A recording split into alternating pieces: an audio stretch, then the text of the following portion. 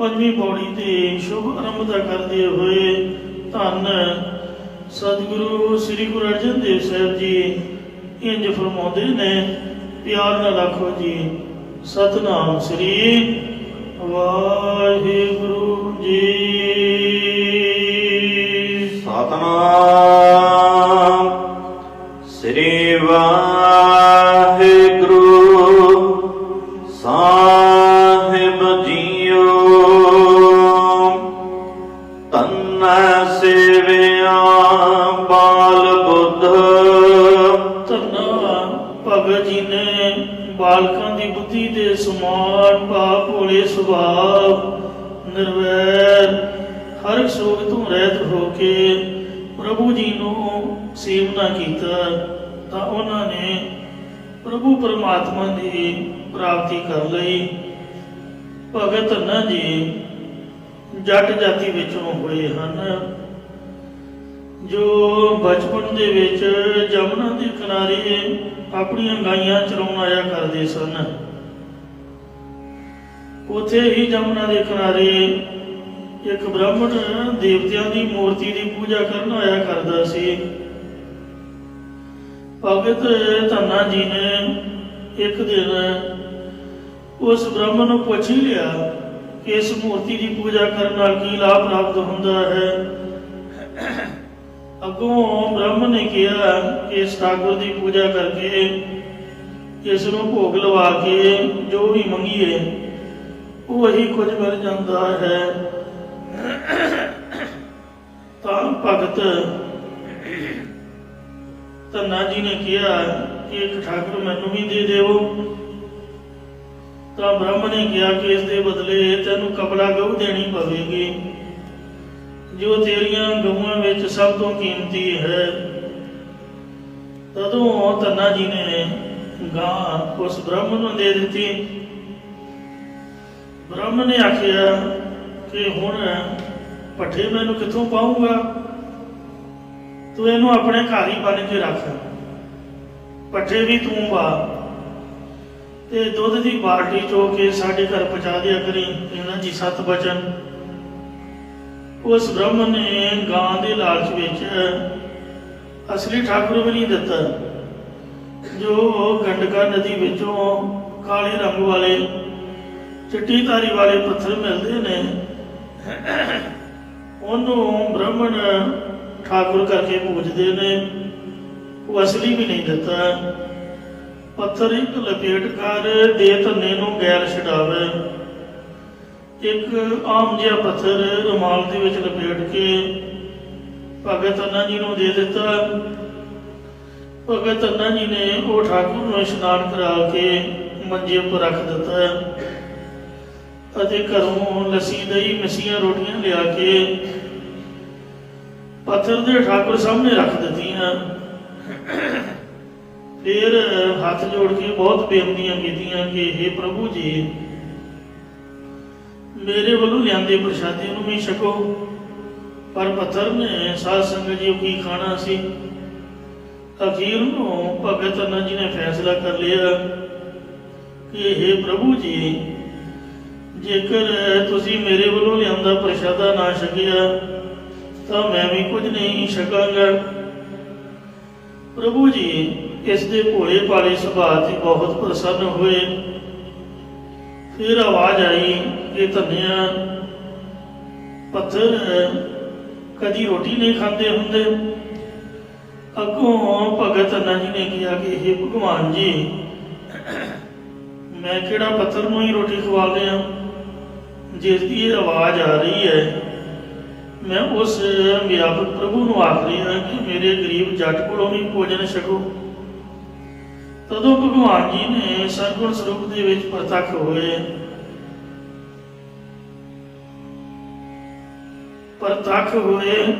ਸ਼ਾਹੀ ਮੋਹਿ ਲਾਵੇ।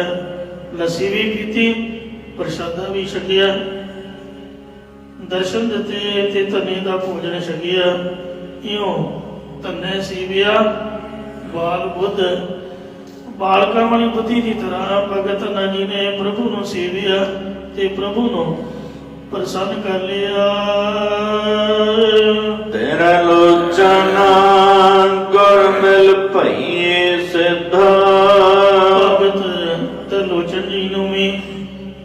ਗਿਆਨ ਦੇਵ ਨਾਲ ਮਿਲ ਕੇ ਪ੍ਰਭੂ ਦੀ ਸਿੱਧ ਪ੍ਰਾਪਤੀ ਹੋਈ ਸੀ। ਭਗਤ ਤਰਲੋਚਨ ਜੀ ਅਤੇ ਭਗਤ ਨਾਮਦੇਵ ਜੀ ਦੋਵੇਂ ਸਮਕਾਲੀ ਮਹਾਤਮਾ ਸਨ ਔਰ ਦੋਨਾਂ ਦੇ ਗੁਰੂ ਗਿਆਨ ਦੇਵ ਜੀ ਸਨ। ਉਹਨਾਂ ਦੀ ਸੰਗਤ ਕਰਕੇ ਇਹਨਾਂ ਭਗਤਾਂ ਨੇ ਆਤਮਿਕ ਗਿਆਨ ਪ੍ਰਾਪਤ ਕੀਤਾ। ਇੱਕ ਵਾਰ ਭਗਤ ਤਰਲੋਚਨ ਜੀ ਨਾਮਦੇਵ ਜੀ ਦੇ ਦਰਸ਼ਨ ਕਰਨ ਆਏ ਤੇ ਨਾਮਦੇਵ ਜੀ ਦੇ ਦੁਕਾਨ ਦੇ ਉੱਪਰ ਭੀੜ ਲੱਗੀ ਵੇਖ ਕੇ ਤੇ ਗਾਹਕਾਂ ਨਾਲ ਲੜਦਿਆਂ ਦੇਖ ਕੇ ਮਨ ਵਿੱਚ ਸ਼ੰਕਾ ਹੋਈ। ਭਗਤ ਨਾਮਦੇਵ ਜੀ ਵਾਰੀ ਅਨੁਸਾਰ ਕੰਮ ਕਰਿਆ ਕਰਦੇ ਸੀ। ਕੋਈ ਕਹਿ ਰਿਹਾ ਸੀ ਮੇਰੇ ਕੋਲੋਂ ਜ਼ਿਆਦਾ ਪੈਸੇ ਲੈ ਲਓ, ਮੇਰਾ ਪਹਿਲਾਂ ਕੰਮ ਕਰ ਦਿਓ। ਭਗਤ ਜੀ ਕਹਿੰਦੇ ਨਹੀਂ ਭਾਈ, ਵਾਰੀ ਦੇ ਮੁਤਾਬਕ। ਕੋਈ ਕਹਿੰਦਾ ਕਿ ਤੁਸੀਂ ਥੋੜੇ ਪੈਸੇ ਲੈ ਲਓ, ਜ਼ਿਆਦਾ ਲੈਂਦੇ ਹੋ। ਕਹਿੰਦੇ ਨਹੀਂ, ਇੰਨੇ ਹੀ ਬਣਦੇ ਨੇ।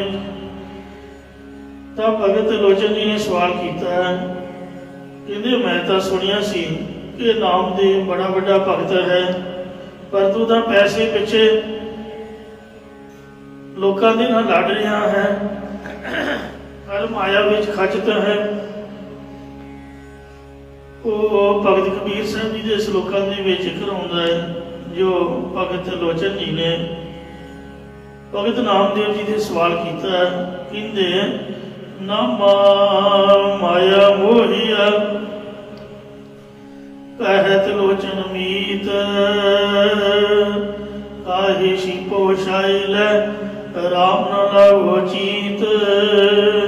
ਨਾਮਦੇਵ ਮਾਇਆ ਦਾ ਮੋਇਆ ਹੋਇਆ ਹੈ।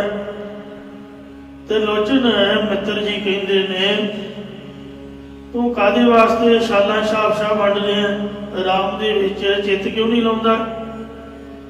ਜਿਵੇਂ ਮਹਾਰਾਜਾ ਜਨਕ ਨੂੰ ਸੁਖਦੇਵ ਮੁਨੀ ਨੇ ਆਖਿਆ ਤਾਂ ਨਹੀਂ, ਪਰ ਮਨ ਉਹਦਾ ਬੋਲਿਆ ਕਿ ਕਾਹਦਾ ਭਗਤ ਹੈ। ਮੈਂ ਸੁਣਿਆ ਸੀ ਕਿ ਗੁਰੂ ਹੈ, ਇਹ ਮੈਨੂੰ ਕੀ ਉਪਦੇਸ਼ ਦੇਗਾ? ਕਿਉਂਕਿ ਮਹਾਰਾਜਾ ਜਨਕ ਸੋਨੇ ਦੇ ਮਹਲਾਂ ਵਿੱਚ ਸੋਨੇ ਦੇ ਪਲੰਘੇ ਤੇ ਲੇਟੇ ਰਾਣੀਆਂ ਦੇ ਕੋਲੋਂ ਆਪਦੇ ਚਰਨਾਂ ਦੀ ਸੇਵਾ ਕਰਵਾ ਰਹੇ ਸਨ। ਤਾਂ ਮਹਾਰਾਜਾ ਜਨਕ ਉੱਠ ਕੇ ਬੈਠ ਗਏ। ਕਹਿੰਦੇ ਉਹ ਕੰਗਲਿਆ, ਤੂੰ ਆਪਣੇ ਆਪ ਨੂੰ ਵੱਡਾ ਸਾਧ ਗਿਣਦਾ ਹੈ। ਵੇਖ ਮੇਰੇ ਮਹੱਲਾ ਨੂੰ ਅੱਗ ਲੱਗ ਗਈ, ਪਰ ਮੈਨੂੰ ਕੋਈ ਪਰਵਾਹ ਨਹੀਂ। ਤੂੰ ਟੁੱਟੀਆਂ ਜਿਹੀਆਂ ਖੜਾਵਾਂ ਲੈਣ ਲਈ ਭੱਜ ਤੁਰਿਆ, ਜਾਣ ਕੇ ਅੱਗ ਲਾ ਦਿੱਤੀ ਸੀ। ਤੇ ਸੁਖਦੇਵ ਮੁਨੀ ਦਰਸ਼ਨੀ ਲੋਹੜੀ ਵਿੱਚ ਪਈਆਂ ਖੜਾਵਾਂ ਲੈਣ ਲਈ ਭੱਜ ਤੁਰਿਆ। ਕਹਿੰਦੇ ਹੁਣ ਦੱਸ, ਮਾਇਆ ਵਿੱਚ ਖਚ ਤੂੰ ਹੈ ਕਿ ਮੈਂ? ਕੋਈ ਫਕੀਰਾ, ਆ ਜਿਹੜੇ ਮਹੱਲ ਨੇ, ਇਹ ਜਿਹੜੇ ਥੰਮੇ ਨੇ ਮੇਰੀ ਛਾਤੀ ਤੇ ਤਾਂ ਨਹੀਂ ਗੱਡੇ ਹੋਏ। ਮੇਰੀ ਅਵਸਥਾ 'ਚ ਕੋਈ ਫਰਕ ਨਹੀਂ ਹੈ। ਗਿਆਨ ਤਾਂ ਉਸੇ ਤਰ੍ਹਾਂ ਹੈ, ਨਾਮ ਤਾਂ ਸੁਰਤੀ ਨੇ ਜਪਣਾ। ਸਰੀਰ ਦਾ ਕੀ ਹੈ? ਜੇ ਰਾਣੀਆਂ ਚਰਨ ਘੁੱਟ ਰਹੀਆਂ ਨੇ, ਪਰ ਮਨ ਤਾਂ ਮੇਰਾ ਰੱਬ ਨਾਲ ਜੁੜਿਆ ਹੋਇਆ। ਜਾ ਨਿਕਲ ਜਾ, ਤੇਰੇ ਵਰਗੇ ਚੇਲੇ ਦੀ ਲੋੜ ਨਹੀਂ। ਇੰਜ ਨਾਮਦੇਵ ਜੀ ਕਹਿਣ ਲੱਗੇ, ਭਗਤ ਲੋਚਨ ਜੀ ਇਹ ਤਾਂ ਮੇਰਾ ਕਾਰੋਬਾਰ ਹੈ, ਨਾਮ ਤਾਂ ਚਿੱਤ ਨਾਲ ਜਪੀਦਾ, ਵੇਲੇ ਥੋੜੋ ਬੈਠਣਾ ਹੈ। ਕਿਰਤ ਕਰੋ, ਨਾਮ ਜਪੋ, ਵੰਡ ਕੇ ਛਕੋ। ਨਾਮ ਇਹ ਨਹੀਂ ਕਹਿੰਦਾ ਕਿ ਕੰਮ ਛੱਡ ਦਿਓ। ਸਾਡੇ ਵਰਗੇ ਅੰਮ੍ਰਿਤਧਾਰੀ ਲੋਕ, ਮੈਂ ਪਹਿਲਾਂ ਵੀ ਕਈ ਵਾਰ ਬੇਨਤੀ ਕੀਤੀ ਹੈ, ਕਿਉਂਕਿ ਮੈਂ ਵੀ ਉਹਨਾਂ ਵਿੱਚ ਆ। ਜਦੋਂ ਅਸੀਂ ਅੰਮ੍ਰਿਤ ਛਕ ਲੈਂਦੇ ਆ, ਪਾਠ ਪੂਜਾ ਕਰਨ ਲੱਗ ਪੈਂਦੇ ਆ, ਸਾਧੂ ਸੰਤ ਬਣ ਜਾਂਦੇ ਆ, ਤਰਾਗੇ ਢਾਡੀ ਪ੍ਰਚਾਰਕ, ਅਸੀਂ ਸੋਚਦੇ ਆ ਕਿ ਅਸੀਂ ਬ੍ਰਹਮ ਗਿਆਨੀ ਬਣ ਗਏ। ਹੁਣ ਤਾਂ ਸਾਨੂੰ ਕੋਈ ਕੰਮ ਦੀ ਲੋੜ ਨਹੀਂ, ਸੇਵਾ ਦੀ ਲੋੜ ਨਹੀਂ। ਆਪਦੇ ਵਿਹਲੇ ਰਹੋ ਤੇ ਬਸ ਇਹੀ ਕੰਮ ਹੈ। ਇਸ ਤਰ੍ਹਾਂ ਨਹੀਂ ਹੈ। ਬਾਣੀ ਇਹ ਨਹੀਂ ਕਹਿੰਦੀ ਵੀ ਕੰਮ ਨਾ ਕਰੋ, ਮਾੜਾ ਇਹ ਨਹੀਂ ਕਹਿੰਦੀ ਵੀ ਵਿਹਲੇ ਬੈਠੇ ਰਹੋ।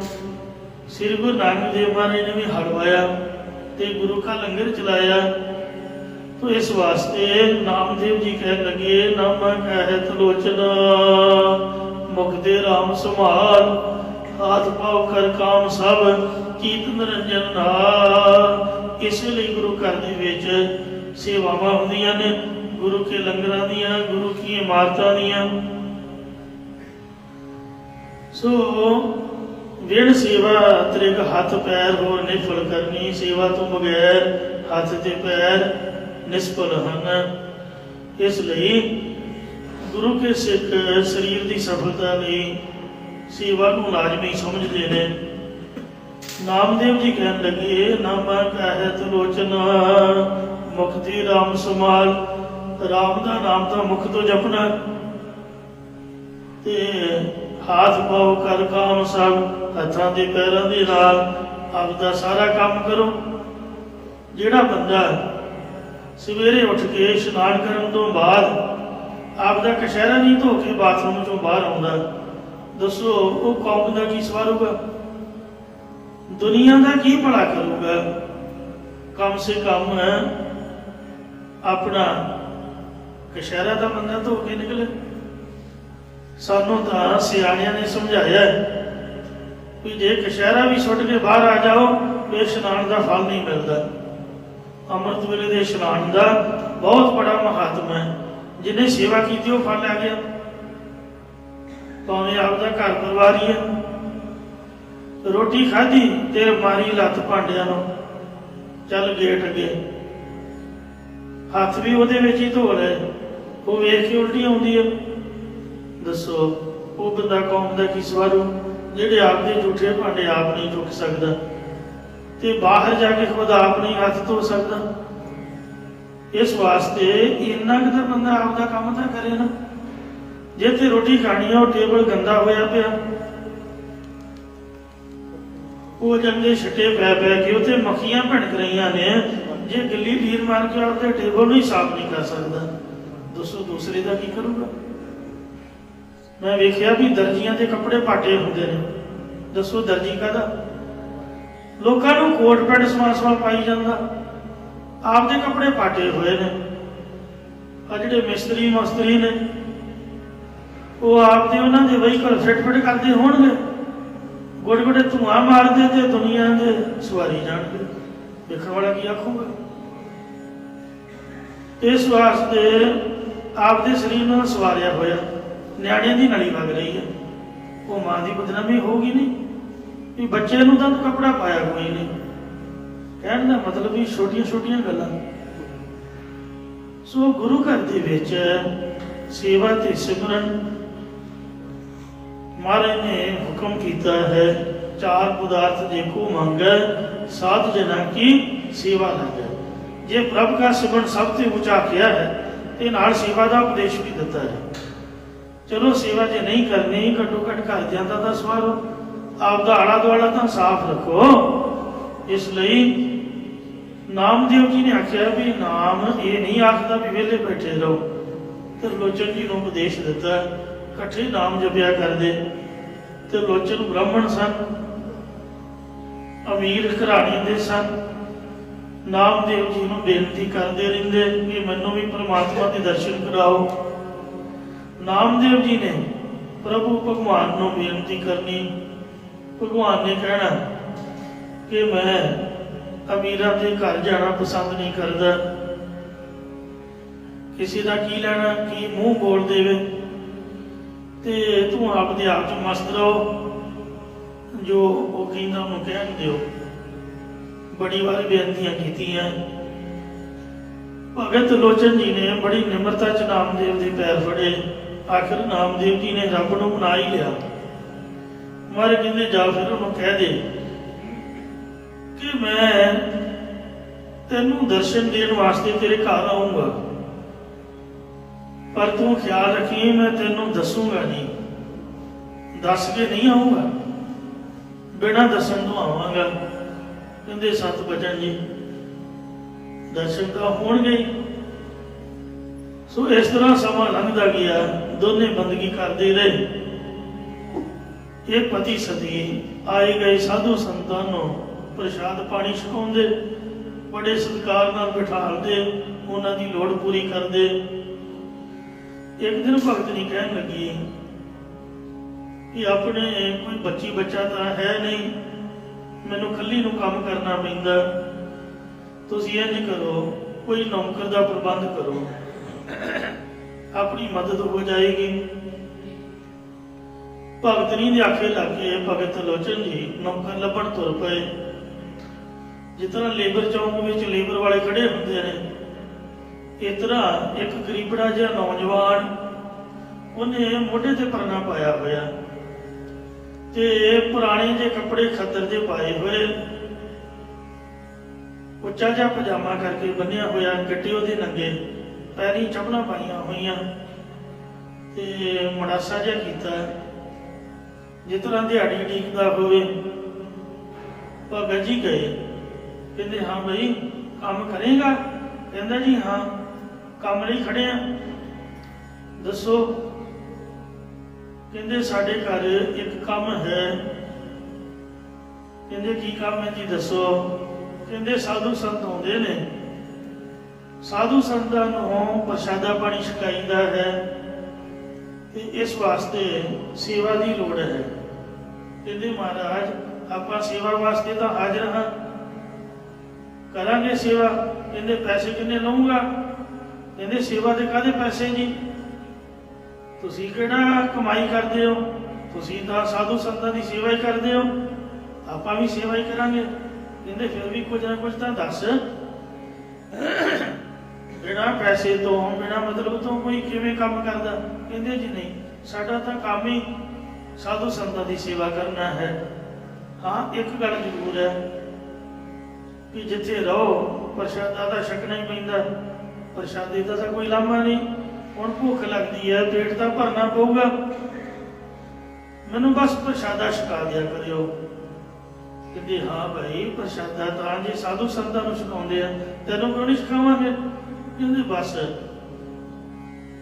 मैं प्रसादा छकिया करांगा ते फिर मेरी निंदिया नहीं किसी ने करनी, मैनू माड़ा नहीं कहना। जिस दिन मैनू माड़ा कह दिता उस दिन मैं तुहाडा काम छड्ड जावांगा। कहते सत बचन, असीं तैनूं माड़ा क्यों आखांगे? नाले फ्री सेवा करेगा, नाले माड़ा क्यों कहांगे? भगत जी नूं आके सारी गल समझा दी। इउं काफी चिर लंघ गया, 13 दिन हो गए, 13 दिन लगातार सेवा करते हैं। भगतनी बड़ी खुश कि महाराज भज भज सारे काम करते हैं, कणक नूं आप पिसा के लियाउंदे ने, आटे दीयां बोरियां कर लिया के रखते, रस्त पानी जिहड़ा मुक जांदा उहदा प्रबंध करते, साधु संतां दी सेवा करते, उन्हां दे बर्तन आदि साफ सफाई करते। ते जदों छकण वास्ते बैठते, जिन्ना भोजन भगत नहीं दे देवे उन्ना छक के उठ खलोंदे, दोबार तो नहीं मंगते, जो कुछ पाया सो एक दिन भगतनी ने सोचिया कि मना ये खांदा तो रोटी हुई है, पैसे तो लेंदा नहीं, किते भुखा ही ना रहिंदा होवे, इहनूं मैं रजा के तां वेखां भला रजदा किवें है। हुण तुसीं दसो कि जिस दे पेट दे विच सब दुनिया है वो किवें रज सकदा? बच्चे वाली मां की भुख आम इंसान नालों 2 गुणा वध हुंदी है। तो जिस दे सारा संसार ही बच्चे हैं, सारे संसार नूं दे रहा, वो रब दा ढिड तुसीं किवें भरोगे? दसो। ढिड भरन की मनसा लैके भगतनी ने छकाउणा शुरू किया। आटे की तौण तां गुन्नी सी साधु संतां लई, वो पकाई गई, महाराज खाई गए, सारी तौण की तौण ही उन्हें पका के खवाती। बस ही ना कर, ना भगतनी बस करे ना वो कहण बस। जदों सब कुछ ही छका के हजम कर दिता, भगतनी बेचारी मुड़को मुड़की थक के हंब गई। माइया बीबियां का सुभाव हुंदा है, गुआंढण दे कोल जाके बैठ गई, गल्लां बातां करदियां कहण लगी भैण की दसां ਸਾਡੇ ਘਰ ਭਗਤ ਜੀ ਨੇ ਇੱਕ ਨੌਕਰ ਲਿਆਂਦਾ ਹੈ, ਉਹ ਤਾਂ ਰੱਜਦਾ ਹੀ ਨਹੀਂ। ਸਾਰੀ ਦੀ ਸਾਰੀ ਤੌਣ ਆਟੇ ਦੀ ਮੈਂ ਪਕਾਤੀ ਤੇ ਉਹ ਸਾਰੀ ਖਾ ਗਿਆ। ਪਤਾ ਨਹੀਂ ਉਹਦਾ ਢਿੱਡ ਹੈ ਕਿ ਖੂਹ ਹੈ, ਰੱਜਦਾ ਹੀ ਨਹੀਂ। ਜਦ ਇਹ ਬਚਨ ਕੀਤਾ, 13ਵਾਂ ਦਿਨ ਸੀਗਾ, ਮਹਾਰਾਜ ਨੇ ਮੋਢਾ ਪਰਨੇ ਤੇ ਸੁੱਟਿਆ, ਆਪਣਾ ਮੋਢੇ ਤੇ ਪਰਨਾ ਸੁੱਟਿਆ ਤੇ ਸਤਿਨਾਮ ਵਾਹਿਗੁਰੂ ਵਾਹਿਗੁਰੂ ਵਾਹਿਗੁਰੂ ਕਰਦੇ ਭਗਤ ਜੀ ਦੇ ਘਰੋਂ ਤੁਰ ਗਏ। 13 ਦਿਨ ਰਹਿ ਗਏ। ਜਦ ਭਗਤ ਜੀ ਘਰ ਆਏ, ਕਹਿੰਦੇ ਨੌਕਰ ਕਿੱਥੇ ਹੈ? ਕਹਿੰਦੇ ਇੱਥੇ ਹੀ ਤੁਰਿਆ ਫਿਰਦਾ ਹੋਊਗਾ, ਉਹ ਤਾਂ ਇੰਨੀਆਂ ਰੋਟੀਆਂ ਖਾ ਲਈਆਂ, ਕੰਮ ਕੀ ਕਰੂ ਹੁਣ? ਸੌਂ ਰਿਹਾ ਹੋਊਗਾ। ਇੱਧਰ ਉੱਧਰ ਲੱਭਿਆ, ਕਿਤੇ ਲੱਭੇ ਨਾ। ਕਹਿੰਦੇ ਤੂੰ ਉਹਨਾਂ ਨੂੰ ਕੁਛ ਆਖਿਆ ਤਾਂ ਨਹੀਂ? ਕਹਿੰਦੇ ਮੈਂ ਕਿ ਉਹਨਾਂ ਨੂੰ ਕੁਝ ਆਖਾਂਗੀ। ਕਹਿੰਦੇ ਹੁਣੇ ਤਾਂ ਤੂੰ ਬਚਨ ਕੀਤਾ, ਕੀ ਹੋਇਆ? ਕਹਿੰਦੇ ਆਹ ਗੱਲ ਹੋਈ ਤੇ ਗੁਆਂਢਣ ਦੇ ਕੋਲ ਜਾ ਕੇ ਮੈਂ ਉਹਨਾਂ ਦੀ ਨਿੰਦਿਆ ਕੀਤੀ। ਕਹਿੰਦੇ ਬਸ ਉਹਨਾਂ ਨੇ ਮੈਨੂੰ ਆਖਿਆ ਸੀ ਵੀ ਮੇਰੀ ਨਿੰਦਿਆ ਨਹੀਂ ਕਰਨੀ। ਫਿਰ ਸੋਝੀ ਹੋਈ ਵੀ ਉਹ ਇਹ ਤਾਂ ਭਗਵਾਨ ਸੀਗੇ, ਪਤਾ ਹੀ ਨਹੀਂ ਲੱਗਣ ਦਿੱਤਾ।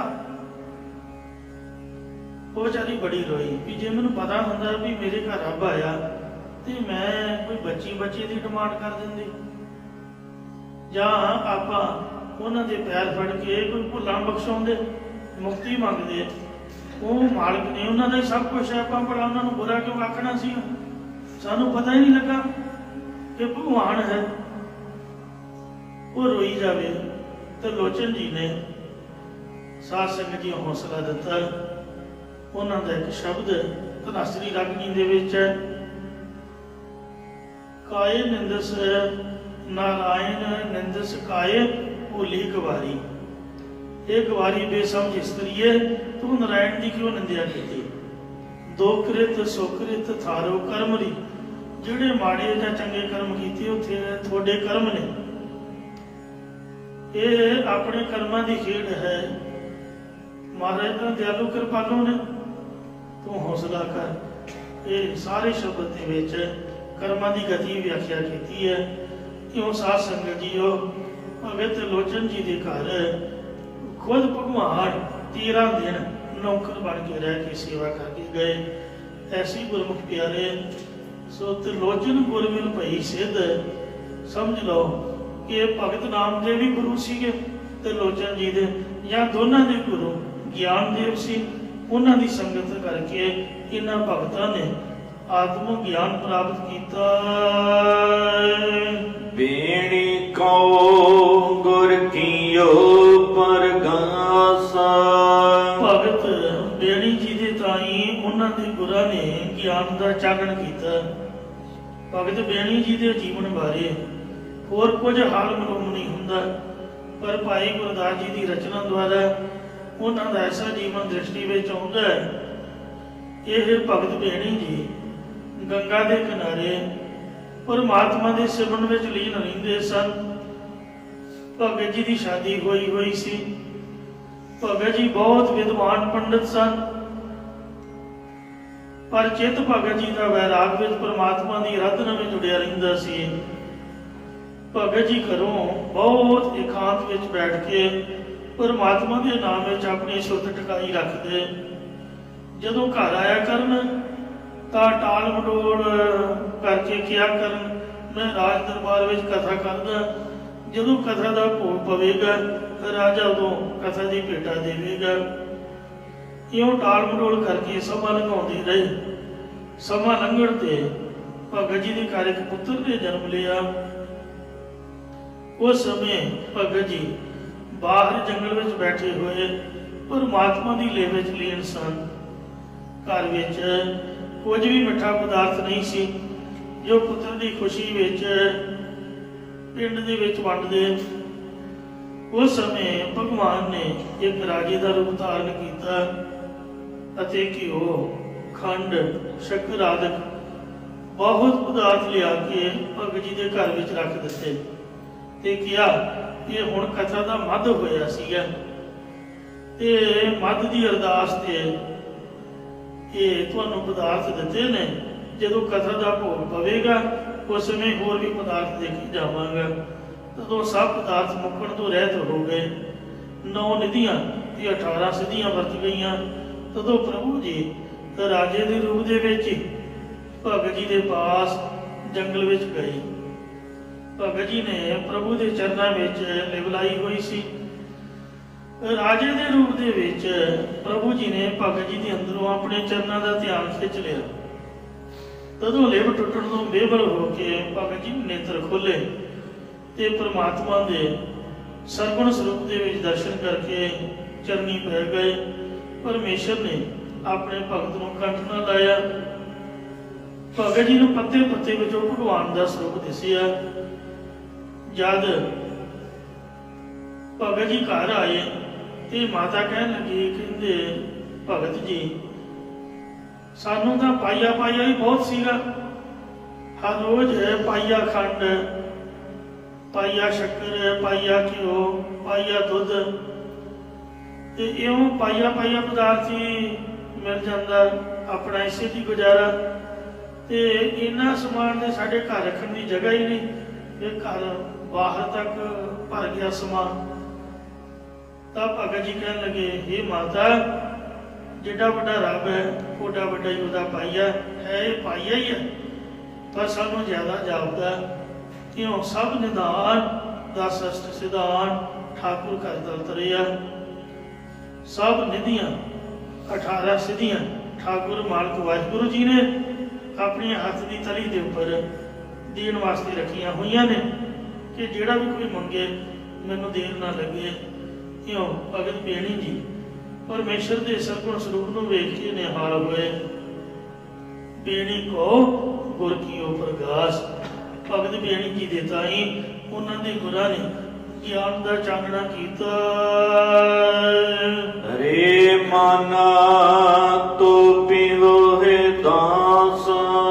ਇਹ ਮਨਾ ਤੂੰ ਵੀ ਉਸ ਪ੍ਰਭੂ ਦਾ ਸੇਵਕ ਹੋਣਾ ਕਰ। ਜੈ ਦੇਵ ਤੇ ਆਗਿਓ ਅਹਮੇਵ। ਭਗਤ ਜੈ ਦੇਵ ਜੀ ਨੇ ਵੀ ਨਾਮ ਜਪ ਕੇ ਆਪਣੇ ਅੰਦਰੋਂ ਹੰਗਤਾ ਮਮਤਾ ਨੂੰ ਤਿਆਗਣਾ ਕੀਤਾ ਸੀਗਾ। ਇਹਨਾਂ ਨੂੰ ਜੋ ਅੱਖਰ ਸਬੁਰ ਨਹੀਂ ਸੀ ਹੁੰਦੇ ਕਵਿਤਾ ਦੇ, ਤੇ ਮਹਾਰਾਜ ਉਹ ਅੱਖਰ ਪੂਰੇ ਕਰਕੇ ਗਏ ਸਨ। ਨਾਈ ਉਤਰਿਓ ਸੈਨ ਸੇਵਾ। ਨਾਈ ਜਾਤੀ ਦਾ ਭਗਤ ਸੈਣ ਵੀ ਸੰਤ ਜਨਾਂ ਦੀ ਸੇਵਾ ਟਹਿਲ ਕਰਕੇ ਉਧਰੇ ਉਤਰ ਗਿਆ ਸੀ। ਭਗਤ ਸੈਣ ਜੀ ਕਿਸੇ ਰਾਜੇ ਦੀ ਨੌਕਰੀ ਕਰਦੇ ਹੁੰਦੇ ਸਨ। ਰਾਜੇ ਨੂੰ ਕੋਈ ਬਿਮਾਰੀ ਸੀਗੀ। ਉਹ ਸਾਰੀ ਰਾਤ ਭਗਤ ਜੀ ਦੇ ਕੋਲੋਂ ਆਪਣੇ ਹੱਡ ਗੋਡੇ ਘਟਾਉਂਦਾ ਰਹਿੰਦਾ ਤੇ ਮਾਰਸ਼ ਕਰਾਉਂਦਾ ਰਹਿੰਦਾ ਸੀ। ਇੱਕ ਵਾਰ ਭਾਈ ਗੁਰਦਾਸ ਜੀ ਨੇ ਲਿਖਿਆ, ਆਏ ਸੰਤ ਪ੍ਰਾਹੁਣੇ ਕੀਰਤਨ ਹੁਆ ਰਹਿਣ ਸਬਾਈ। ਸੰਤ ਪ੍ਰਾਹੁਣੇ ਆ ਗਏ। ਉਹਨਾਂ ਦੀ ਸੇਵਾ ਦੇ ਵਿੱਚ ਭਗਤ ਸੈਣ ਜੀ ਇੰਨੇ ਜੁੜੇ ਕਿ ਉਹਨਾਂ ਨੂੰ ਚੇਤਾ ਹੀ ਭੁੱਲ ਗਿਆ ਕਿ ਮੈਂ ਰਾਜ ਦਰਬਾਰ ਵਿੱਚ ਜਾਣਾ ਹੈ। ਸਾਰੀ ਰਾਤ ਸੰਤਾਂ ਦੀ ਸੇਵਾ ਦੇ ਵਿੱਚ ਲੱਗੇ ਰਹੇ। ਉਹਨਾਂ ਨੂੰ ਪੱਖਾ ਚੱਲਦੇ ਰਹੇ, ਜਲ ਪਾਣੀ ਛਕਾਉਂਦੇ ਰਹੇ ਤੇ ਬੈਠ ਕੇ ਕੀਰਤਨ ਸੁਣਦੇ ਰਹੇ। ਜਦੋਂ ਅੰਮ੍ਰਿਤ ਵੇਲੇ ਭੋਗ ਪਿਆ ਤੇ ਸੰਤ ਜਨਾਂ ਨੂੰ ਵਿਦਾ ਕਰ ਰਾਜ ਦਰਬਾਰ ਗਿਆ ਸਰਮਾਈ। ਸੰਤਾਂ ਮਹਾਂਪੁਰਖਾਂ ਨੂੰ ਵਿਦਾ ਕਰਕੇ ਭਗਤ ਸੈਣ ਜੀ ਬੜੇ ਸ਼ਰਮ ਦੇ ਮਾਰੇ ਹੋਏ ਰਾਜ ਦਰਬਾਰ ਦੇ ਵਿੱਚ ਪਹੁੰਚੇ ਕਿ ਮੈਂ ਤਾਂ ਛੁੱਟੀ ਵੀ ਨਹੀਂ ਸੀ ਲਈ, ਜਾਂ ਤੇ ਦੱਸਿਆ ਹੋਵੇ ਕਿ ਅੱਜ ਨਹੀਂ ਆਉਣਾ। ਰਾਜਾ ਕਦੇ ਮੈਨੂੰ ਗੁੱਸੇ ਹੀ ਨਾ ਹੋਵੇ। ਅੱਖਾਂ ਨੀਵੀਆਂ ਪਾਈਆਂ ਹੋਈਆਂ ਤੇ ਰਾਜੇ ਅੱਗੇ ਹੱਥ ਜੋੜ ਕੇ ਖੜੋਵੇ, ਕਹਿੰਦੇ ਮਹਾਰਾਜ ਮੈਨੂੰ ਮਾਫ ਕਰੋ, ਪਤਾ ਨਹੀਂ ਤੁਹਾਡੀ ਰਾਤ ਕਿਵੇਂ ਲੰਘੀ ਹੋਏਗੀ। ਕਿਉਂਕਿ ਉਹ ਸੌਂਦਾ ਨਹੀਂ ਸੀਗਾ। ਸਾਰੀ ਸਾਰੀ ਰਾਤ ਉਹ ਚੀਕਾਂ ਮਾਰਦਾ ਰਹਿੰਦਾ ਦੁੱਖ ਦੇ ਨਾਲ। ਜਦ ਭਗਤ ਜੀ ਉਹਨੂੰ ਮਾਲਿਸ਼ ਕਰਦੇ, ਘੁੱਟਦੇ, ਫਿਰ ਮਾੜਾ ਮੋਟਾ ਕਿਤੇ ਉਹਨੂੰ ਆਰਾਮ ਮਿਲਦਾ ਸੀਗਾ। ਕਹਿੰਦੇ ਮਹਾਰਾਜ ਮੈਨੂੰ ਮਾਫੀ ਦਿਓ, ਮੈਂ ਤੁਹਾਡੀ ਸੇਵਾ 'ਚ ਰਾਤ ਆ ਨਹੀਂ ਸਕਿਆ। ਕਹਿੰਦੇ ਹੈ ਹੁਣੇ ਤਾਂ ਤੂੰ ਗਿਆ ਹੈ, ਹੁਣੇ ਤਾਂ ਮੈਂ ਤੈਨੂੰ ਵਿਦਾ ਕੀਤਾ ਹੈ, ਹੁਣੇ ਤੂੰ ਫਿਰ ਆ ਗਿਆ। ਤੂੰ ਤਾਂ ਇੰਨੇ ਪਿਆਰ ਨਾਲ ਰਾਤ ਮੇਰੀ ਮਾਲਿਸ਼ ਕੀਤੀ, ਸੇਵਾ ਕੀਤੀ, ਮੇਰਾ ਦੁੱਖ ਹੀ ਚੁੱਕਦਾ, ਹੁਣ ਮੈਂ ਤੰਦਰੁਸਤ ਹੋ ਗਿਆ, ਉਹਨਾਂ ਮੈਨੂੰ ਮਾਲਿਸ਼ ਦੀ ਸੇਵਾ ਦੀ ਲੋੜ ਹੀ ਨਹੀਂ ਰਹੀ। ਕਹਿੰਦੇ ਹੈ ਮੈਂ ਤਾਂ ਆਇਆ ਨਹੀਂ। ਕਹਿੰਦੇ ਨਹੀਂ, ਹੁਕਮ ਲਿਆ, ਤੇਰੀ ਸੁਰਤ ਟਿਕਾਣੀਆਂ ਹੈ, ਹੁਣੇ ਹੁਣੇ ਮੈਂ ਤੈਨੂੰ ਵਿਦਾ ਕੀਤਾ। ਇਹ ਤਾਂ ਭਗਵਾਨ ਦਾ ਕੌਤਕ ਸੀਗਾ।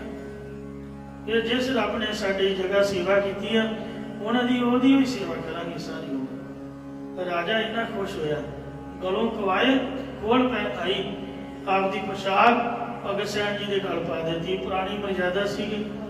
ਸੱਚਖੰਡ ਹਜ਼ੂਰ ਸਾਹਿਬ ਜਾਓ, ਅਜੇ ਵੀ ਉੱਥੇ ਗਲ ਵਿੱਚ ਸਰੂਪਾ ਨਹੀਂ ਪਾਉਂਦੇ।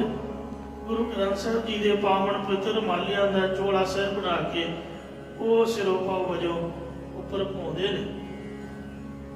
ਕਿਉਂ ਰਾਜੇ ਮਹਾਰਾਜੇ ਜਿਹਦੇ ਤੇ ਪ੍ਰਸੰਨ ਹੁੰਦੇ, ਆਪਦੀ ਗਲ ਦਾ ਪੁਸ਼ਾਕਾ ਲਾ ਕੇ ਉਹ ਸਿਰੋਪਾ ਦਿਆ ਕਰਦੇ ਸਨ। ਇਉਂ ਭਗਤ ਸਿੰਘ ਜੀ ਨੂੰ ਆਪਦੀ ਪੁਸ਼ਾਕ ਬਣਾ ਕੇ ਉਹਨੇ ਆਪ ਦਾ ਰੂਪ ਵੀ ਬਣਾਇਆ। ਇਸ ਲਈ ਜਿਹੜੇ ਨਾਈ ਜਾਤ ਨਾਲ ਸੰਬੰਧਿਤ ਨੇ ਉਹਨਾਂ ਨੂੰ ਰਾਜੇ ਆਖਿਆ ਜਾਂਦਾ। ਉਸ ਦਿਨ ਤੋਂ ਉਹਨਾਂ ਦੀ ਗੱਲ ਰਾਜੇ ਪ੍ਰਸਿੱਧ ਹੋਈ। ਕਿਉਂ ਨਾਈ ਉਧਰਿਓ ਸੈਨ ਸੇਵ, ਨਾਈ ਜਾਤ ਦਾ ਸੈਨ ਭਗਤ ਵੀ ਸੰਤ ਜਨਾਂ ਦੀ ਸੇਵਾ ਟਹਿਲ ਕਰਕੇ ਇੱਕੋ ਰਾਤ ਦੇ ਵਿੱਚ ਹੀ ਵੇਖੋ ਤਰ ਗਿਆ। ਇੱਕ ਰਾਤ ਹੀ ਸੰਤਾਂ ਦੀ ਸੇਵਾ ਕੀਤੀ ਤੇ ਰਾਤੋਂ ਰਾਤ ਹੀ ਉਹਦੀ ਕਲਿਆਣ ਹੋ ਗਈ। ਵੈਸੇ ਪਹਿਲਾਂ ਵੀ ਬੰਦਗੀ ਕਰਦਾ ਸੀ, ਪਿਛਲੇ ਜਨਮ ਦੀ ਵੀ ਕਮਾਈ ਹੋਏਗੀ ਤੇ ਉਸ ਤੋਂ ਬਾਅਦ ਵੀ ਭਗਤਾਂ ਵਾਲੀ ਅਵਸਥਾ ਉਹਨਾਂ ਨੂੰ ਪ੍ਰਾਪਤ ਹੋਈ। ਮਨ ਡੀਗਨ ਡੋਲਾ ਕਹੂੰ ਜਾਏ। ਸਾਡੇ ਕੋਲ ਤਾਂ ਏਡਾ ਵੱਡਾ ਗੁਰੂ ਗ੍ਰੰਥ ਸਾਹਿਬ ਹੈ, ਸਾਰੀ ਉਮਰ ਪੜ੍ਹਦੇ ਰਹੋ, ਬਾਣੀ ਮੁੱਕਦੀ ਨਹੀਂ। ਉੱਚੀ ਸੁੱਚੀ ਕਿੰਨੀ ਤੁਰਕੀ ਬਾਣੀ, ਕਿੰਨਾ ਉੱਚਾ ਸੁੱਚਾ ਮਹਾਰਾਜ ਜੀ ਦਾ ਘਰ, ਕਿੰਨੀ ਮਹਾਨ ਸੇਵਾ ਹੈ। ਆਪਾਂ ਫਿਰ ਵੀ ਬਾਹਰ ਨੂੰ ਭੱਜਦੇ ਹਾਂ। ਸਾਡੇ 'ਚ ਘਾਟ ਕਮੀ ਹੈ ਵੀ ਸਾਡੇ ਮਨ 'ਚ ਭਰੋਸਾ ਨਹੀਂ। ਸਾਡਾ ਮਨ ਦੀਵੇ ਦੀ ਲਾਟ ਵਾਂਗ ਡੋਲਦਾ ਵੀ ਉਹ ਇੰਨਾ ਚਿਰ ਹੋ ਗਿਆ ਆਉਂਦਿਆਂ, ਪਤਾ ਨਹੀਂ ਰੱਬ ਸੁਣਦਾ ਨਹੀਂ ਸੁਣਦਾ। ਕਿਸੇ ਹੋਰ ਬਾਬੇ ਦੇ ਕਿਤੇ ਪੈਰ ਘੁੱਟੀਏ ਕੀਤਾ ਉਹ ਸਾਡੀ ਮਨਸਾ ਪੂਰੀ ਕਰ ਦੇਵੇ, ਇੰਝ ਸਾਡਾ ਮਨ ਡੋਲ ਜਾਂਦਾ ਹੈ। ਮਾਰੇ ਕਹਿੰਦੇ ਹੈ ਮਨਾ ਤੂੰ ਸੰਕਲਪਾਂ ਵਿਕਲਪਾਂ ਰੂਪੀ ਡੱਕ ਟੋਲੇ ਖਾ ਕੇ ਪਾਪ ਡਾਵਾਂਡੋਲ ਹੋ ਕੇ ਕਿਤੇ ਵੀ ਨਾ ਜਾਣਾ ਕਰ। ਕਾਹਦੇ ਲਈ ਭੱਜਾ ਫਿਰਦਾ ਹੈ, ਡਿੱਗੇ ਨਾ ਡੋਲੇ, ਦ੍ਰਿੜ ਕਰ ਰਹੇ ਹੋ। ਨਾ ਡਿੱਗ ਭਰੋਸੇ ਤੋਂ ਤੇ ਨਾ ਹੀ ਡੋਲ। ਸਿੱਖਾਂ ਨੂੰ ਸਿੱਖੀ ਦਾਨ, ਕੇਸ ਦਾਨ, ਰਹਿ ਦਾਨ, ਵਿਸਾਹ ਦਾਨ, ਭਰੋਸਾ ਦਾਨ, ਦਾਣਾ ਸਿਰਦਾਨ, ਨਾਮ ਦਾ ਅਰਦਾਸ ਵਿੱਚ ਆਪਾਂ ਮੰਗਦੇ ਹਾਂ। ਮਨ ਤੋਪੇ ਤਰਸਹ ਸਰਣ ਪਾਏ। ਇਹ ਮਨਾ ਆਪਣੇ ਆਪ ਨੂੰ ਗੁਰਾਂ ਦੀ ਓਟ ਵਿੱਚ ਪਾਉਣਾ ਕਰ, ਤਾਂ ਤੂੰ ਵੀ ਤਰਸਹਿ ਤਰ ਜਾਵੇਂਗਾ। ਜਿਹ ਨਗਰਾ ਠਾਕਰ ਕੀਓ ਆਪ। ਇਹ ਮਾਲਕ ਪਰਮਾਤਮਾ ਜਿਨ੍ਹਾਂ ਸੇਵਕਾਂ ਉੱਪਰ ਤੂੰ ਆਪਣੀ ਕਿਰਪਾ ਕੀਤੀ ਹੈ। ਸੇ ਤਲੀਨੇ ਭਗਤ ਰਾਖ। ਓਹੋ ਭਗਤ ਜਾਣੈ ਤੂੰ ਆਪ ਰੱਖ ਲੈਣਾ ਕੀਤੇ ਹਨ। ਤੈਨ ਕਾ ਗੁਣ ਅਵਗੁਣ ਨਾ ਵਿਚਾਰਿਓ ਕੋਏ। ਇਹ ਪ੍ਰਭੂ ਉਹਨਾਂ ਭਗਤਾਂ ਦਾ ਗੁਣ ਅਤੇ ਅਵਗੁਣ ਗਣਾ ਹੈ, ਕੋਈ ਵੀ ਤੂੰ ਵਿਚਾਰਨਾ ਨਹੀਂ ਕੀਤਾ। ਇਹ ਬਿਦ ਦੇਖਾ ਮਨ ਲੱਗਾ ਸੇਵ।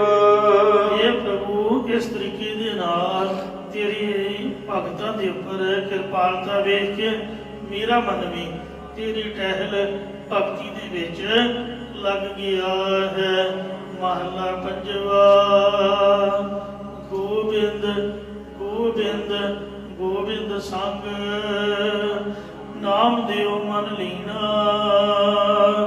ਹਾੜ ਦਾਮ ਕੋ ਸ਼ੀਪੁਰੋ ਕੋਇਓ ਲਾਖੀਨਾ। ਬੁਰਨਾ ਤਨਨਾ ਤਿਆਗ ਕੈ ਪ੍ਰੀਤ ਚਰਨ ਕਬੀਰਾ। ਸੋ ਬੁਰਨਾ ਤਰਨਾ ਤਿਆਗ ਕੈ ਪ੍ਰੀਤ ਚਰਨ ਕਬੀਰਾ। ਭਗਤ ਕਬੀਰ ਸਾਹਿਬ ਜੀ ਨੇ सुनो जेठानी सुनो दरानी अचरज एक भयो, सात सूदे न मुंडिये खुए, ये मुंडिया क्यों ना मोयो। सब कोना तन्ना छड़ दिता ते भयो बनी गई हीरा, वो गुणा का खजाना हो गया। ते इसे प्रकार सैन नाई बुतकारियां वो घर घर सुनिया, हृदय वसिया पार ब्रह्म भगता मैं गणिया। भगत सैन जीवे पुतियां पुतियां करने वाले भगतां में गिने गए, घरों घर सुने गए। ये बिद सुन के जाट रोठ भगती लागा, मिले प्रतख गुसाइया धन्ना बड़ भागा। इउं भगतां मन वेख के भगत धन्ना जी नूं भी रंग चढ़िया। इउं साखियां सुन के जीवन वेख के संतां दा जीवन पढ़ के ते मन जिहड़ा है भगती वाल प्रेरित हुंदा है। साडा मन भी इस तरह मिल के सतगुरु पंजवें पातशाह कहंदे भगती विच लागिया है। कबीर ते आयो एक रंग, भगत कबीर साहब जी ने एक प्रभु दे रंग प्रेम करके या प्रभु नाल एक रूप होके प्रभु नूं ध्याना कीता, सिमरना कीता। कोई बिरखत बनारसी रहिंदा रामानंद गोसाई, अमृत वेले उठ के जांदा गंगा नहावन ताई। अगों ही दा जाई के लम्बा पिया कबीर तथाई। पैरी टुंब उठा लिया बोलो राम सिख समझाई। भगत कबीर जी ने जिहड़े जुलाहा जात नाल संबंधित सन सोचिया कि भगत रामानंद जी नूं गुरु धारना, पर वो ब्राह्मणों तो डरते नीवीं जात वालियां नूं उपदेश नहीं सन दिंदे। कहंदे लैना तां इन्हां कोले उपदेश लैना। तरीका जुगती वरती। वो अमृत वेले जिस रस्ते गंगा इशनान करन जांदे सन, 2-2:30 बजे उठ के कबीर जी उस रस्ते लम्मे पै गए। जद रामानंद जी नूं ठेडा लगा, थल्ले वेखिया कि बंदा सुता पिया। सुते तां नहीं सन, भगत कबीर जी तां जागदे सी। मोढे तो फड़ के आख्या उठ राम के राम को। कहंदे सत बचन जी राम राम राम राम। उसे दिन तो गुरु धारण कर लिया ते उन्हां दे कई उपदेश नूं कमाया और बड़ी उच्ची अवस्था नूं प्राप्त होई। इंज कबीर साहब जी बड़ी चढ़दी कला अवस्था वाले।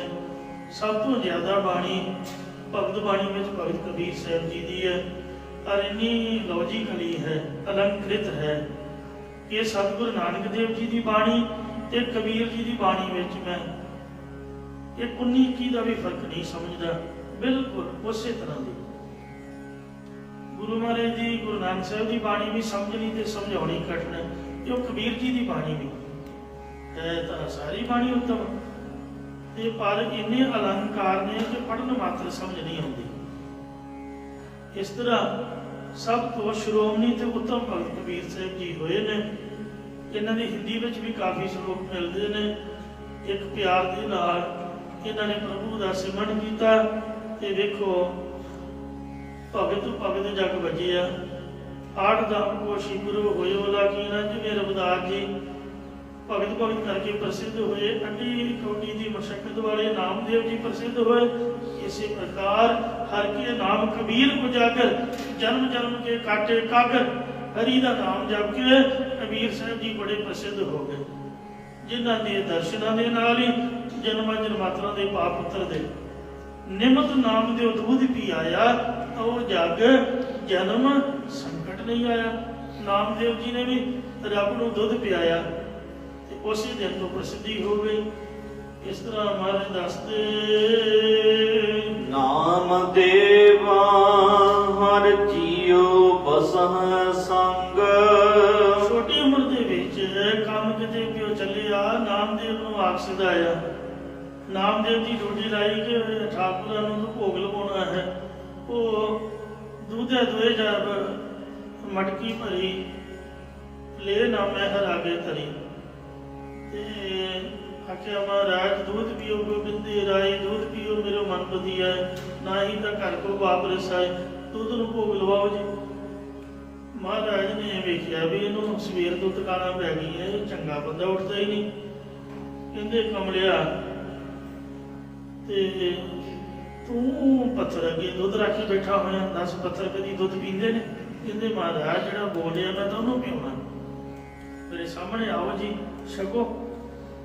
ਇਹ ਗੜ ਗੜ ਕਰਕੇ ਦੁੱਧ ਭਗਵਾਨ ਪੀ ਗਏ, ਉਹਦਾ ਸੀਤ ਪ੍ਰਸ਼ਾਦ ਛਕ ਕੇ ਨਾਮਦੇਵ ਨੂੰ ਬ੍ਰਹਮ ਗਿਆਨ ਹੋ ਗਿਆ, ਕਪਾੜ ਖੁੱਲ ਗਏ।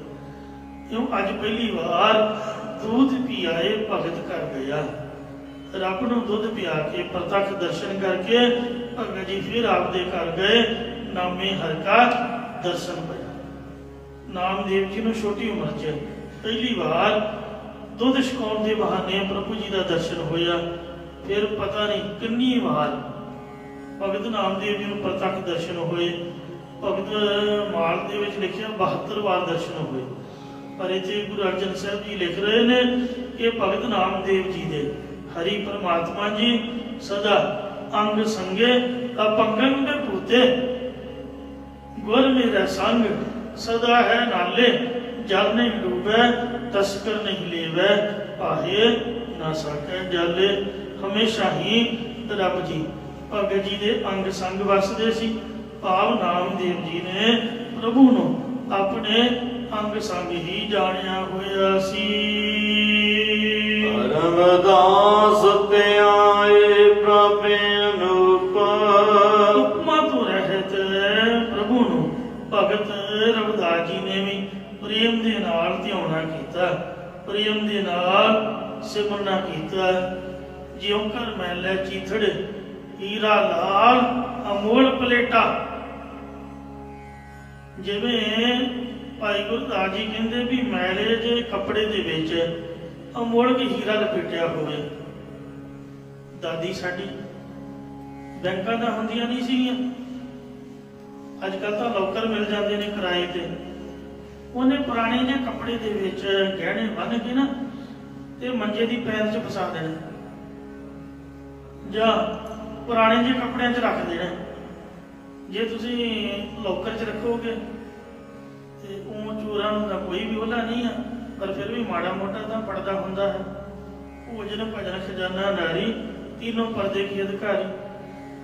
तो जे माड़ी जगह ते माड़े कपड़े च अमोलक चीज रखी हो किसी को शक नहीं पैंदा, ते जे चंगी तरह सवार सूर के फिर ते सारे नूं पता हुंदा भी इत्थे कीमती चीज पई है, जिहड़ा मर्जी चुक के लै जाए। तो इसलिए पुरानियां माइयां वो ज़्यादा कंधा गोलियां दे विच इट रख दिंदियां। वो पुराने बजुर्ग कईयां दे घड़े दबे हुए कंधा दे विचों निकले, तो इस तरह लोग सामभ के रखते सीगे। ते सामण वाली जगह कोई अट्रैक्ट वाली नहीं सी हुंदी, जिस जगह वाल कोई वेखे ना इस तरह का वो मैले कचारे कपड़े या कूड़ कबाड़ पिया होना वो चीज़ रखी होनी। क्यों भगत रविदास जी बाबत भाई गुरदास जी ने लिखे है कि भगत जी भावें चमियार जाति नाल संबंधित सीगे, लोगों के भाणे ये नीवी जात है, पर अपने पता नहीं जानबूझ के हीरे वर्गा अमोलक मनुखा जन्म नाम जपण वाला भगत नीवी जात विच तां पैदा कीता कि उस जात नूं उत्तमता मिले। साडियां सरकारां दा अज रौला पा रहीआं कि एससी दा रिजर्व कोटा जी, इन्नियां रिजर्व सीटां, इन्हां नूं उच्चा चुको जी, गरीबी रेखा तो हेठां ने, इन्हां दी मदद करो। पर वाहिगुरू अकाल पुरख ने वेखो आपदे भगत पैदा करके उन्होंने जातां नूं सत्कार दवाया। धन कलगियां वाले पातशाह महाराज गुरु गोबिंद सिंह ने तो सब कुछ ही मेट दिता, इको बाटे विच अमर छका के ऐसी लाल तुझ बिन कौन करे, गरीब नवाज बसैया मीरा माथे छतर तरह, जाकी शोध जगत को लागे तां पर तू ही डरे, नीचे कुछ करे मेरा गोबिंद काबू ते ना डरे। जट्टां दे विच तां कल्ला धन्ना ही होया, साडे गुरु भी खतरी सी सारे, ते जिन्ने संत भगत साहब निक्कियां मोटियां जातां चों आ जिहड़े पंज प्यारे सीगे, पंजां प्यारियां दी जात भी, उन्हां दे इलाके भी इधरों उधरों। तो इस वास्ते ये महाराज दे कौतक ने, उन्हां दी आपदी मर्जी है। जिस इलाके नूं सत्कार दिवाउणा, हुण बंजर जमीन सीगी, इत्थे छप्पड़ दरख्तां वाल कोई वेंदा भी नहीं सी, शहीदां ने शहीदी दे के ते वेखो धरती की पूजा कराती। ये कौतक ने साधु संत भी उत्थे सरीर छड्डदे जिस धरती की पूजा कराउणी हुंदी। गुरु गोबिंद सिंह ने वेखो ਪਟਨੇ 'ਚ ਅਵਤਾਰ ਧਾਰਿਆ ਬਿਹਾਰੀਆਂ ਦੀ ਕਲਿਆਣ ਲਈ। ਤੇ ਜੋਤੀ ਜੋਤ ਕਿੱਥੇ ਸਮਾਏ? ਮਹਾਰਾਸ਼ਟਰ ਦੱਖਣੀਆਂ ਦੀ ਕਲਿਆਣ ਵਾਸਤੇ। ਰਹਿ ਕਿੱਥੇ? ਪਹਾੜੀਆਂ ਦੇ ਮੁੱਢ ਦੇ ਵਿੱਚ, ਕਿਉਂਕਿ ਉਹ ਕੌਤਕ ਕਰਨਾ ਸੀਗਾ ਜੰਗ ਯੁੱਧ ਦਾ। ਜਿਹੜੇ ਪਹਾੜੀ ਸਨ ਉਹ ਵਿਰੁੱਧ ਹੋ ਗਏ, ਫੌਜਾਂ ਚਾੜ ਕੇ ਲਿਆਂਦੀਆਂ ਮਹਾਰਾਜ ਨੇ, ਧਰਤੀ ਤੋਂ ਪਾਪਾਂ ਦਾ ਖਾਤਮਾ ਕੀਤਾ। ਇਹੋ ਵਾਹਿਗੁਰੂ ਜੀ ਦੇ ਕੌਤਕ ਨੇ। ਇਹ ਕੋਈ ਜਾਤ ਪਾਤ ਨਹੀਂ ਹੁੰਦੀ ਸਿੰਘਾਂ ਦੀ, ਭਗਤਾਂ ਸੰਤਾਂ ਗੁਰੂਆਂ ਪੀਰਾਂ ਦੀ। ਇਹ ਤਾਂ ਲੋਕਾਂ ਨੇ ਬਣਾਈਆਂ ਹੋਈਆਂ ਨੇ। ਕੰਮਾਂ ਦੇ ਹਿਸਾਬ ਨਾਲ ਬ੍ਰਾਹਮਣਾਂ ਨੇ ਵੰਡੀਆਂ ਪਾਈਆਂ ਸੀ। ਜਿਹਨੇ ਲੋਹਾ ਕੁੱਟਣਾ ਕਹਿੰਦੇ ਲੋਹਾਰ ਹੈ ਜੀ, ਉਹ ਜਿਹਨੇ ਇੱਟਾਂ ਬਣਾਉਣੀਆਂ ਕਹਿੰਦਾ ਜੀ ਘੁਮਿਆਰ ਹੈ ਜੀ, ਜਿਹਨੇ ਕੱਪੜਾ ਵੇਚਣਾ ਕਹਿੰਦੇ ਜੀ ਬਜਾਜ ਹੈ ਜੀ, ਜਿਹੜਾ ਹਲ ਉਹ ਕਹਿੰਦੇ ਜੱਟ ਹੈ ਜੀ, ਪੋਥੀ ਪੜ੍ਹਨ ਵਾਲੇ ਅਸੀਂ ਪੰਡਤ ਹਾਂ ਜੀ। ਅੱਜ ਕੱਲ੍ਹ ਤਾਂ ਕੰਮ ਹੀ ਕੋਈ ਨਹੀਂ ਰਿਹਾ, ਸਭ ਆਨਲਾਈਨ ਸਿਸਟਮ, ਨੌਕਰੀਆਂ ਸਰਕਾਰੀ ਲੱਗੀਆਂ ਹੋਈਆਂ। ਜਦ ਕੰਮ ਹੀ ਨਹੀਂ ਰਿਹਾ, ਚਮੜੇ ਦਾ ਕੰਮ ਹੀ ਨਹੀਂ ਕਰਦਾ, ਫਿਰ ਚਮਿਆਰ ਕਾਹਦਾ ਹੋ ਗਿਆ ਦੱਸੋ? ਕੋਈ ਕੱਪੜਾ ਬੁਣਦਾ ਹੀ ਨਹੀਂ, ਜਲਾਇਆ ਕਿੱਥੋਂ ਹੋ ਗਿਆ? ਕੋਈ ਇੱਟਾਂ ਬਣਾ ਹੀ ਨਹੀਂ ਰਿਹਾ ਤਾਂ ਘੁਮਿਆਰ ਕਿੱਥੋਂ ਹੋ ਗਿਆ? ਲੋਹੇ ਦੀਆਂ ਵੀ ਮਸ਼ੀਨਾਂ ਲੱਗੀਆਂ ਹੋਈਆਂ। ਤੋ ਇਹ ਤਾਂ ਸਾਡੇ ਆਪ ਦੀ ਮਾਨਸਿਕ ਅਵਸਥਾ ਹੈ। ਜਿਸ ਤਰ੍ਹਾਂ ਕਿਸੇ ਦੀ ਮੱਤ ਹੁੰਦੀ ਉਸ ਤਰ੍ਹਾਂ ਬੋਲੀ ਜਾਂਦਾ। ਸੋ ਗੁਰੂ ਘਰ ਦੇ ਵਿੱਚ ਮਹਾਰਾਜ ਨੇ ਖੱਤਰੀ ਬ੍ਰਾਹਮਣ ਸੂਦ ਵੈਸ ਉਪਦੇਸ਼ ਤੋਂ ਵਰਨਾ ਕੋ ਸਾਂਝਾ। ਭਗਤ ਰਵਿਦਾਸ ਜੀ ਨੇ ਉਪਮਾ ਤੋਂ ਰਹਿਤ ਪ੍ਰਭੂ ਨੂੰ ਪ੍ਰੇਮ ਦੇ ਨਾਲ ਸਿਮਰਨਾ ਕੀਤਾ ਸੀਗਾ, ਤਾਂ ਭਗਤ ਜਗ ਵਜਿਆ ਚੌ ਚੱਕਾਂ ਵਿੱਚ ਚਮਰੇਟਾ। ਚੌ ਚੱਕਾਂ ਦੇ ਵਿੱਚ ਉਹ ਪ੍ਰਸਿੱਧ ਹੋਏ। ਇਹ ਜੇ ਅਸੀਂ ਆਖੀਏ ਵੀ ਅਸੀਂ ਖਾਲਸੀ ਹਾਂ ਜੀ, ਕੱਟੜ ਸਿੰਘ ਹਾਂ ਜੀ, ਅਸੀਂ ਤਾਂ ਵਾਹਿਗੁਰੂ ਤੋਂ ਬਗੈਰ ਕੋਈ ਜਪਦੇ ਨਹੀਂ। ਬੰਦਾ ਪੁੱਛੇ ਗੁਰੂ ਗ੍ਰੰਥ ਸਾਹਿਬ ਜੀ ਤਾਂ ਵਾਹਿਗੁਰੂ ਲਿਖਿਆ ਹੀ 13 ਮਾਰੇ ਗਿਣਤੀ, ਇੱਥੇ ਤਾਂ ਹੈ ਹੀ ਰਾਮ ਰਾਮ ਹੈ। ਕੋਈ ਬ੍ਰਾਹਮਣ ਕੋਈ ਪੰਡਤ ਦਾ ਕੋਈ ਵਿਤਕਰਾ ਨਹੀਂ, ਕੋਈ ਮੁਸਲਮਾਨ ਦਾ ਇੱਥੇ ਕੋਈ ਝਗੜਾ ਨਹੀਂ। ਫਰੀਦ ਸਾਹਿਬ ਦੀ ਬਾਣੀ ਹੈ ਤੇ ਤਰਲੋਚਨ ਬ੍ਰਾਹਮਣ ਦੀ ਬਾਣੀ ਹੈ। ਰਾਮਾਨੰਦ ਬੜੇ ਵੱਡੇ ਕੱਟੜਪੰਥੀ ਬ੍ਰਾਹਮਣ ਉਹਨਾਂ ਦੀ ਬਾਣੀ ਹੈ। ਸਿੰਘ ਤਾਂ ਉਦੋਂ ਹੁੰਦੇ ਹੀ ਨਹੀਂ ਸੀਗੇ, ਦੱਸੋ ਖਾਲਸੇ ਦੇ ਕੀ ਅੱਖਰ ਨੇ? ਸਿੰਘਾਂ ਦੀ ਕਿੱਥੇ ਬਾਣੀ ਹੈ ਦੱਸੋ? ਸਿੰਘ ਤਾਂ ਗੁਰੂ ਗੋਬਿੰਦ ਸਿੰਘ ਨੇ ਬਣਾਇਆ ਅੰਮ੍ਰਿਤਧਾਰੀ। ਸੋ ਗੁਰੂਆਂ ਪੀਰਾਂ ਦੇ ਚਰਨਾਂ ਵਿੱਚ ਤਾਂ ਸਾਰੇ ਧਰਮਾਂ ਦੇ ਸਾਂਝੇ ਲੋਕ ਆਉਂਦੇ ਨੇ। ਆਪਾਂ ਤਾਂ ਐਵੇਂ ਸਿਰ ਤੇ ਚੁੱਕੀ ਫਿਰਦੇ ਹਾਂ ਵੀ ਸਾਡਾ ਹੀ ਮਹਾਰਾਜ ਹੈ। ਮਹਾਰਾਜ ਤਾਂ ਸਾਰਿਆਂ ਦਾ ਸਾਂਝਾ ਹੈ। ਜਿਹੜਾ ਬੰਦਾ ਅੰਮ੍ਰਿਤ ਛਕ ਲੈਂਦਾ, ਗੁਰੂ ਦੀ ਬਾਣੀ ਪੜ੍ਹਦਾ ਹੈ, ਅਸੀਂ ਸਮਝਾ ਹੀ ਨਹੀਂ ਸਕੀ ਅੱਜ ਤੱਕ, ਤਾਂ ਹੀ ਉਹ ਝਗੜਾ ਪਿਆ ਹੋਇਆ। ਲੋਕ ਈਰਖਾ ਕਰਕੇ ਲੜਦੇ ਸਾਡੇ ਨਾਲ ਨੇ, ਵੇਦ ਵੀ ਗੁਰੂ ਗ੍ਰੰਥ ਸਾਹਿਬ ਦੀ ਕਰਦੇ। ਉਹ ਭਲਿਓ ਮਾਨਸੋ ਮੂਰਖੋ ਲੋਕੋ ਦੁਨੀਓ, ਤੁਹਾਨੂੰ ਮਤ ਕੋਈ ਸਿਖਾਏ ਮਹਾਰਾਜ ਦੀ ਬਾਣੀ ਦਾ ਸਾਰਿਆਂ ਦੀ ਸਾਂਝੀ ਆ ਭਾਈ। ਸਾਡੇ ਕੋਈ ਇਕੱਲੇ ਸਿੰਘਾਂ ਦੀ ਥੋੜੋ, ਅੰਮ੍ਰਿਤਧਾਰੀਆਂ ਦੀ ਥੋੜੋ। ਠੀਕ ਡਿਸਪਲਿਨ ਹੁੰਦਾ ਹਰੇਕ ਜਗ੍ਹਾ ਦਾ, ਹਰੇਕ ਧਰਮ ਦਾ। ਇਸ ਲਈ ਅਨੁਸ਼ਾਸਨ ਦੇ ਖੇਤਰ ਵਿੱਚ ਰਹਿ ਕੇ ਜੇ ਆਪਾਂ ਗੁਰੂ ਮਹਾਰਾਜ ਦੀ ਮਰਿਆਦਾ ਵਿੱਚ ਰਹਾਂਗੇ ਤਾਂ ਆਪਾਂ ਬਾਣੀ ਪੜ੍ਹ ਸਕਦੇ ਹਾਂ। ਕੇਸਾਧਾਰੀ ਹੋਵੇ, ਕੇਸ ਢੱਕੇ ਹੋਣ ਤੇ ਸੱਚੇ ਪਾਤਸ਼ਾਹ ਜੀ ਦਾ ਅੰਮ੍ਰਿਤ ਪਾਨ ਕੀਤਾ ਹੋਵੇ। ਜੇ ਨਹੀਂ ਵੀ ਪਾਨ ਕਰ ਸਕਿਆ ਤਾਂ ਬਾਣੀ ਪੜ੍ਹਨ ਤੋਂ ਤਾਂ ਕੋਈ ਰੋਕ ਟੋਕ ਨਹੀਂ। ਵਜ਼ੀਰ ਖਾਨ ਮੁਸਲਮਾਨ ਨੂੰ ਸੁਖਮਨੀ ਸਾਹਿਬ ਜ਼ਬਾਨੀ ਯਾਦ ਸੀਗਾ। ਸਾਈਂ ਮੀਆਂ ਮੀਰ ਦੇ ਕੋਲੋਂ ਬੀਬੀ ਕੌਲਾਂ ਨੇ ਸੁਖਮਨੀ ਸਾਹਿਬ ਦਾ ਪਾਠ ਯਾਦ ਕੀਤਾ ਸੀਗਾ।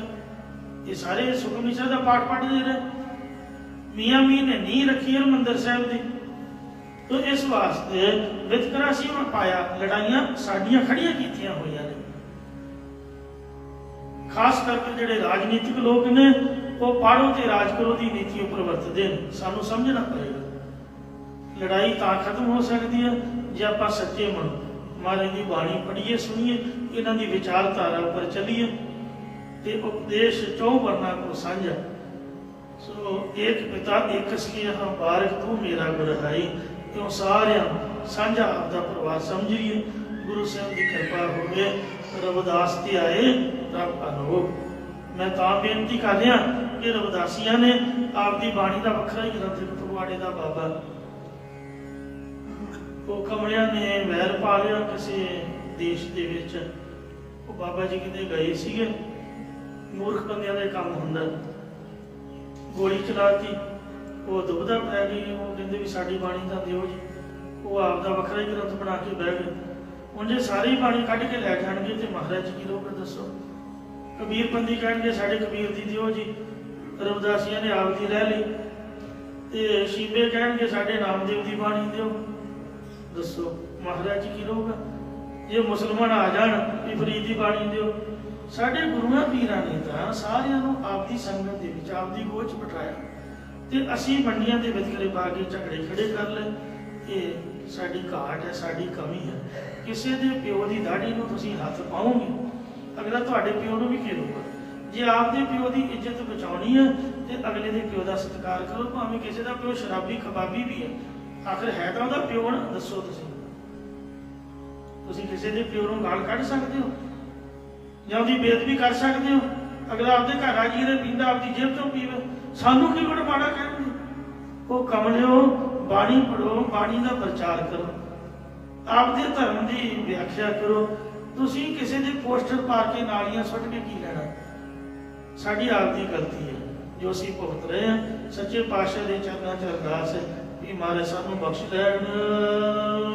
ਗੁਰੂ ਨਾਨਕ ਦੇਵ ਗੋਬਿੰਦ ਰੂਪਾ। ਸੋ ਇਹ ਮਹਾਰਾਜ, ਤੁਸੀਂ ਸਾਰੇ ਭਗਤਾਂ ਦੀਆਂ ਸਾਖੀਆਂ ਤਾਂ ਸੁਣਾਈਆਂ ਨੇ, ਪਰ ਸ੍ਰੀ ਗੁਰੂ ਨਾਨਕ ਦੇਵ ਸਾਹਿਬ ਜੀ ਬਾਰੇ ਨਹੀਂ ਦੱਸਿਆ। ਉਹ ਕੌਣ ਸਨ? ਤਾਂ ਮਹਾਰਾਜ ਕਹਿੰਦੇ ਸ੍ਰੀ ਗੁਰੂ ਅਰਜਨ ਦੇਵ ਜੀ ਕਥਨ ਕਰਦੇ, ਹੇ ਗੁਰਸਿੱਖੋ, ਸ੍ਰੀ ਗੁਰੂ ਨਾਨਕ ਦੇਵ ਜੀ ਤਾਂ ਗੋਬਿੰਦ ਪਰਮਾਤਮਾ ਦਾ ਹੀ ਸਰੂਪ ਹਨ। ਆਪ ਨਾਰਾਇਣ ਕਲਾਧਾਰ, ਜਗ ਮੈਂ ਪਰਵਰਿਓ, ਨਿਰੰਕਾਰ ਆਕਾਰ, ਜੋਤ ਜਗ ਮੰਡਲ ਕਰਿਓ, ਜੈ ਕਹਤੇ ਭਰਪੂਰ, ਸਭ ਦੀਪਕ ਦੀ ਪਾਇਓ, ਜੇ ਸਿੱਖੇ ਸੰਗ੍ਰਹਿਓ, ਤਤ ਹਰਿ ਚਰਨ ਮਲਾਇਓ। ਸ੍ਰੀ ਗੁਰੂ ਨਾਨਕ ਦੇਵ ਜੀ ਪਰਮਾਤਮਾ ਨੇ, ਇਸ ਲਈ ਤੁਸੀਂ ਪਰਮਾਤਮਾ ਦਾ ਨਾਮ ਜਪੋ, ਸ੍ਰੀ ਗੁਰੂ ਨਾਨਕ ਦੇਵ ਜੀ ਦੇ ਸਿੱਖ ਬਣੋ, ਦਸੇ ਪਾਤਸ਼ਾਹੀਆਂ ਨੂੰ ਆਪ ਦਾ ਗੁਰੂ ਮੰਨੋ, ਅੰਮ੍ਰਿਤ ਛਕੋ, ਸਿੰਘ ਸਜੋ, ਰਹਿਤ ਰੱਖੋ। ਸ੍ਰੀ ਗੁਰੂ ਗ੍ਰੰਥ ਸਾਹਿਬ ਦਸਾਂ ਪਾਤਸ਼ਾਹੀਆਂ ਦੀ ਜੋਤ ਨੇ, ਇਹਨਾਂ ਦੀ ਬਾਣੀ ਦਾ ਨਿਤਨੇਮ ਕਰੋ, ਮੂਲ ਮੰਤਰ ਗੁਰ ਮੰਤਰ ਦਾ ਪਾਠ ਕਰੋ, ਸੰਗਤ ਵਿੱਚ ਜੁੜੋ। ਵਾਹਿਗੁਰੂ ਤੁਹਾਡਾ ਵੀ ਭਲਾ ਕਰੇਗਾ। ਜਿਵੇਂ ਭਗਤਾਂ ਨੂੰ ਕਿਰਪਾ ਹੋਈ ਹੈ, ਤਾਂ ਤੁਹਾਡੇ ਤੇ ਵੀ ਕਿਰਪਾ ਹੋਏਗੀ। ਇਹ ਸ੍ਰੀ ਗੁਰੂ ਅਰਜਨ ਦੇਵ ਜੀ ਨੇ ਸਾਖੀਆਂ ਸੁਣਾ ਕੇ ਸਾਨੂੰ ਭਗਤੀ ਵੱਲ ਪ੍ਰੇਰਿਤ ਕੀਤਾ ਹੈ। ਵੇਖੋ, ਗੁਰੂ ਪੀਰ ਸੰਤ ਭਗਤ ਭਗਤੀ ਕਰਕੇ ਹੀ ਸੰਪੂਰਨ ਹੋਏ। ਜੇ ਆਪਾਂ ਕਹੀਏ ਵੀ ਭੱਜੇ ਭੱਜੇ ਆਈਏ, ਭੱਜੇ ਭੱਜੇ ਚਲੇ ਜਾਈਏ ਤੇ ਸਾਨੂੰ ਸਭ ਕੁਝ ਮਿਲ ਜਾਏ, ਇੰਜ ਤਾਂ ਕਦੀ ਕੁਝ ਵੀ ਨਹੀਂ ਹੋਇਆ। ਕੁਝ ਪਾਉਣ ਲਈ ਕੁਝ ਛੱਡਣਾ ਪਏਗਾ, ਕੁਝ ਕਰਨਾ ਪਏਗਾ।